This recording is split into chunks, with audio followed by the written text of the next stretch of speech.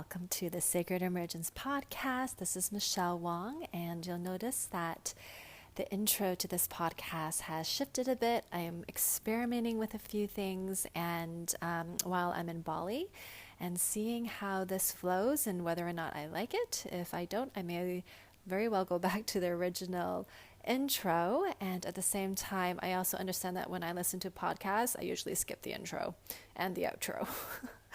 And once I, already know what the person's about. So anyway, I am recording this on July 5th. It is Monday here in Bali. And most of you who are listening probably just finished a beautiful weekend, 4th of July in the United States. And actually, I know that in the US, July 5th is the official observed holiday because 4th of July landed on a Sunday, a weekend. But I celebrated my birthday. It was on the 4th, and I just wanted to just share my insights of entering the next decade. It is not a lot of people know, but I look way younger. Thank you, genes. But I turn 40 this year, and it's really funny because not everybody that I know, but a lot of my friends who are in their 40s, they're like, oh my God, 40s is the best. It's way better than the 30s. Welcome to the 40s club. I'm like, everybody in their 40s is everyone's so welcoming and very friendly, and everyone's telling me that. So it's like the secret that you don't get to experience until you hit 40 and above. And then I have friends in their 50s, and they're like, oh my gosh, 50s is even better than the 40s. So life gets better and better, right? That's my mentality. That's my mindset. And I wanted to just share, it's a little bit surreal. Last year this time, exactly last year this time, I turned 39, and I remember like a week before, so it was like my 38th, I was still 38 before I turned 39. I was just very aware of intentionality and what I really desired for my last year in my 30s. And I was like, wow, I'm going to be 39 in a few weeks. And how do I want the last year of my third decade to go? And I just felt this urge, I guess. Maybe it was a manifestor urge. I just felt this urge to really make the best of it, to live it consciously, to be very intentional, and to really make it count. And so I remember very, very clearly, I took a selfie, I shared a photo, and I posted on Facebook, just like my intention of what I really wanted the last year of my 30s to be. And when I really tuned in, I really saw myself traveling abroad. I didn't know where yet. I was like, maybe Bali, maybe Thailand. I was doing some research, and at that time, Thailand seemed to make more sense because it was like a hub to get to, Laos and Cambodia and Vietnam and all the neighboring Southeast Asia countries. And so I was like, okay, well, maybe Thailand, and who knows, this time last year we were just heading into July, and I was like, well, maybe by the end of this year of 2020, the borders will open up and all the things. And so I really anchored in that vision of, I see myself traveling. I see myself bringing my business abroad with me and just having like a year of really being abroad, experiencing different cultures, eating different food, just having a different, more carefree lifestyle. And so when this year came around and, things were still, with the pandemic, it's still happening even in different parts of the world. I know that right now, depending on where you are in the US, things are getting back to more normal. And so when I really projected myself into the future, especially when we, in January this year, when I projected myself into the future, I was like, oh my God, when I just turned 39, I really saw myself in a different country. I don't know necessarily where, but in January, it looked like either Thailand or Bali was possible. And holding onto that vision of where I saw myself, I really wanted a year well lived, that having that vision, that was what pulled me forward. I mean, I've shared in past episodes that there were times when I just wanted to toss in the towel, because it was like one of those things where I was hitting a lot of resistance. Everything was so uncertain. It was like everything was changing, by the second, by the minute. And every time I wanted to be like, I don't know, maybe I'll just sign a new apartment lease for a year. That was a big almost. Every time I tapped into, oh my God, like last year when I was about to turn 39, that was a vision I had for myself. And then I felt it every time. And so despite having to, pivot and change my mind and continue to move forward, I did. And now, fast forward to July 5th, July 4th for some of you, in terms of like when I'm recording this, here I am in Bali. And I just celebrated my 40th birthday yesterday. And the irony of it all is that at the time of this recording, Bali is in lockdown, which is so ironic because last year when I turned 39, things were starting to open back up a little bit, right? We were coming out of lockdown. People were still able to connect, social distance. I forget the numbers, but you can meet in your backyard, So I had like a beautiful birthday celebration in my friend's backyard, and had a barbecue, celebrated the 4th and my birthday, and it was wonderful. It was so wonderful, and it almost felt like there was no pandemic, right? And then now, a year later, in a different country, things are flowing a little bit differently. Bali, from what I read, they do want to open their doors for international tourism, but in order to get there, they need their numbers to go down, and so hence this lockdown for the next 2 weeks. And at the same time, it's all beautiful, right? So I'm so glad I was able to catch that, because I was going to have my dinner celebration actually tonight, my birthday celebration tonight. And when I heard that there might be a lockdown, one of the restrictions of the lockdown is you can't dine in, right? It's only takeout only. And so I was like, oh, so then I changed my plans. I had dinner with beautiful friends on Friday, and I wasn't sure if the lockdown was happening because restaurants were still open. But yesterday on the 4th, it looked like, things were going to be in lockdown starting today. And so yesterday, I had another friend. She treated me to a birthday cake and some snacks. Like we were out, we went out to celebrate, and it was so sweet of her to treat. And then afterwards, we went and watched this beautiful sunset at this, I guess the next village over, called Sian Ridge. And it was like overlooking the Four Seasons Hotel, and they have a beautiful property, and just over the rice fields, and there's a river that ran through it, just gorgeous, gorgeous. And I was like, wow, I couldn't have even planned it better, So it's just one of those things where we're all meant to really flow. There's a lot of things we cannot control. And at the same time, if we're willing to surrender to the process, things just happen beautifully. And so I loved my celebration for my 40th. I couldn't have planned it better.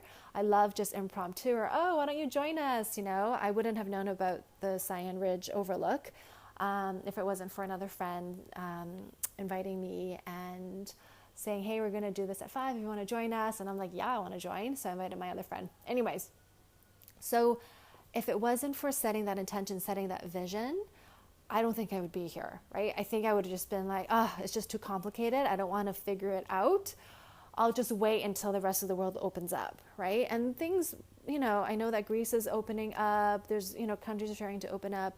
But it's like, if it wasn't for me and my dream, things wouldn't have happened.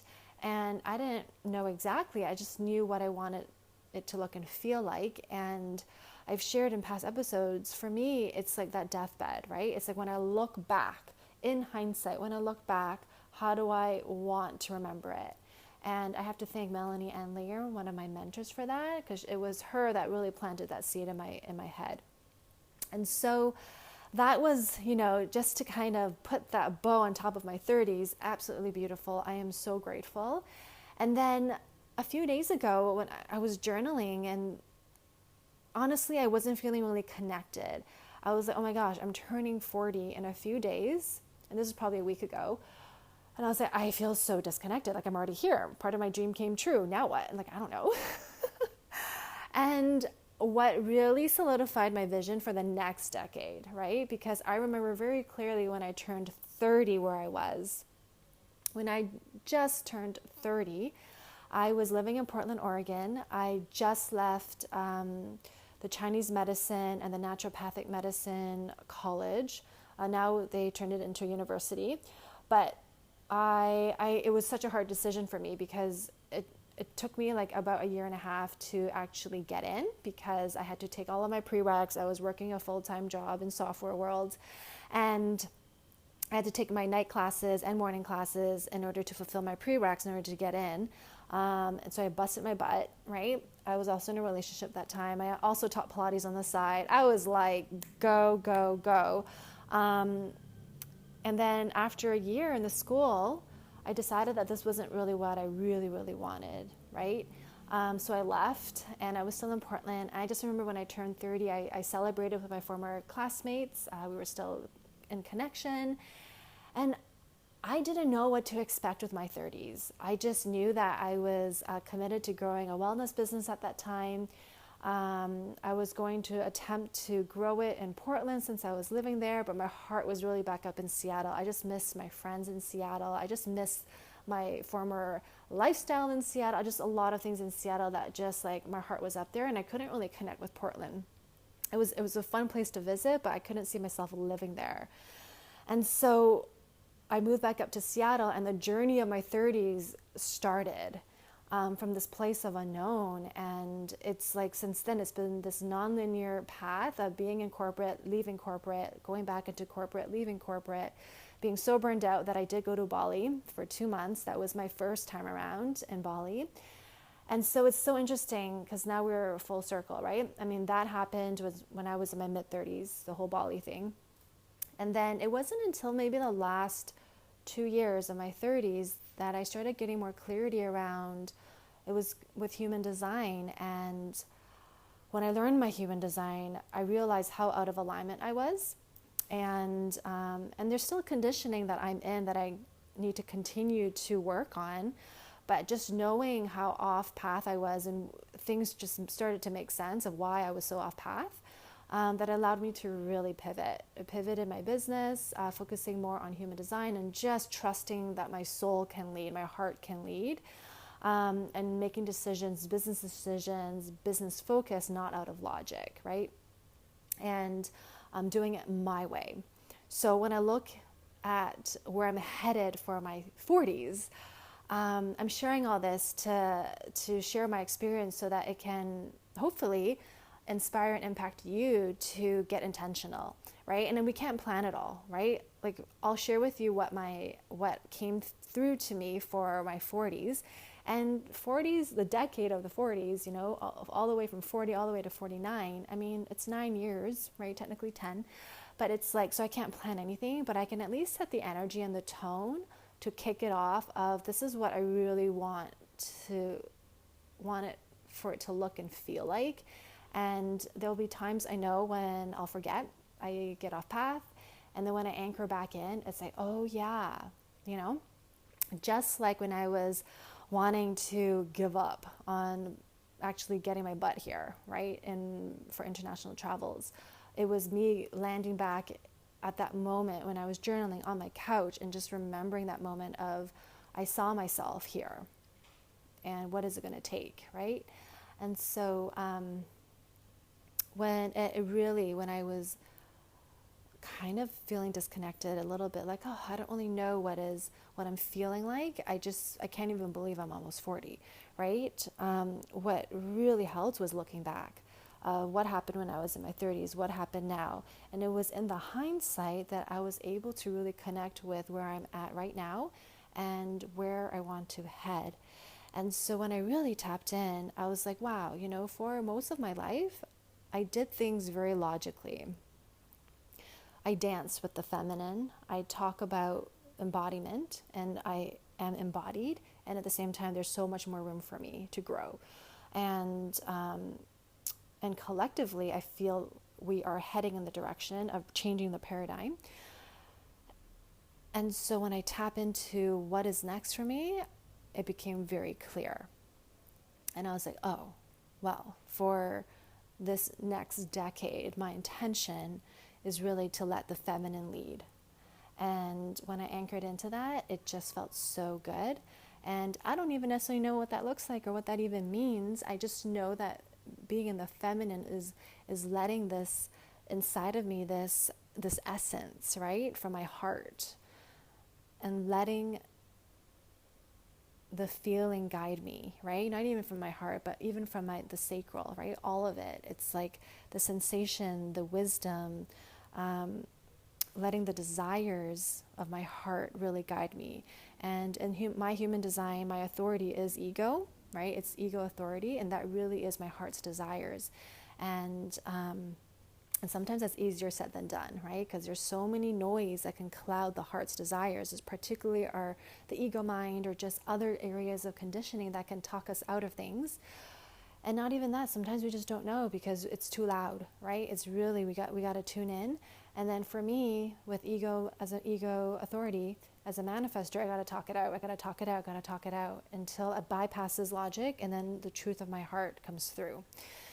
And so that's the direction, and I'm so excited because, funnily enough, before I even decided this is the direction in my 40s, this is not the intention, right? The essence of what I want it to look and feel like. I signed up with a new mentor, and she's a feminine embodiment coach, Jay Kimber. I'm so excited. I'm working with her for the next 6 months, and I just feel like when I see her online, she also loves to dance, and she's a reflector in human design, which I was so excited to learn. Reflectors and manifestors energetically work very well together. Not saying that other energy types, none of that, but I just know that as a reflector, her wisdom is like she is open in all of her energy centers. And so I just felt like, I feel like she will be able to contain my energy and help guide me in a way that it'll be, I guess, less resistance, right? Like I won't feel as much resistance anyway. So I'm really excited about this journey, and I'm already loving the content that she's sharing, and I cannot wait. So anyway, all that said, that is my intention for what is to come, and encourage you all to do the same. Like no matter where you are, you don't have to start a new decade, right? It could be in this moment right now. What is your intention? And sometimes the word intention can be like, oh, that feels exhausting. Like, I don't know what I want, right? So tapping, really giving yourself the space to like, however moves you, maybe dancing, maybe just taking a pause, maybe journaling. What really helped me was looking back to look ahead. That really, really helped me. And it helped shift the energy as well. So wishing you all a beautiful start to your summer if you're in the Northern Hemisphere. And I am doing things a little bit differently with my podcast. I feel like I've gotten into a rut with it, to be honest. So I'm going to change the intro. I'll probably have a very little outro, and just go with it. Be more easy, more light with how things go, and just streamline it a little bit more. So anyway, have a beautiful, beautiful rest of your day wherever you are at, and I will talk to you soon. Cheers.